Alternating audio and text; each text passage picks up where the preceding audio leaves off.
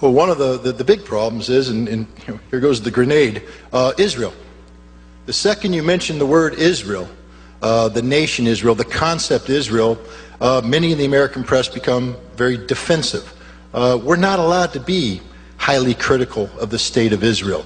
And the other thing we're not allowed to do is discuss the notion that Israel and the notion of Israeli interests may in fact be dictating what America is doing. That what we're doing in the Middle East may not be to the benefit of America's national security, but to Israel's national security. But see, we don't want to talk about that, because one of the great success stories out there is the pro-Israeli lobby that has successfully enabled themselves to blend the two together, so that when we speak of Israeli interests, they say, no, we're speaking of American interests. It's interesting that AIPAC and other elements of the Israeli lobby don't have to register as agents of a foreign government. It would be nice if they did, because then we'd know when they're advocating on behalf of Israel or they're advocating on behalf of the United States of America.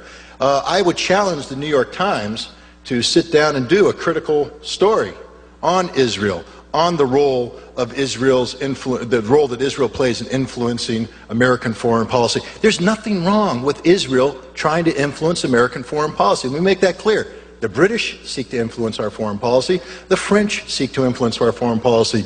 The Saudis seek to influence our foreign policy. The difference is when they do this and they bring American citizens into play, these Americans, once they take the money of a foreign government and they advocate on behalf of that foreign government, they register themselves as an agent of that government, so we know where they're coming from. That's all I ask the Israelis to do. Let us know where you're coming from, because stop confusing the American public that Israel's interests are necessarily America's interests. I have to tell you right now, Israel has a viable, valid concern about Hezbollah in southern Lebanon. If I were an Israeli, I'd be extremely concerned about Hezbollah, and I would want to do everything possible to nullify that organization. As an American, I will tell you, Hezbollah does not threaten the national security of the United States of America one iota. So we should not be talking about using American military forces to deal with the Hezbollah issue. That is an Israeli problem, and yet you'll see the New York Times, the Washington Post, and other media outlets confusing the issue. They want us to believe that Hezbollah is an American problem. It isn't, ladies and gentlemen.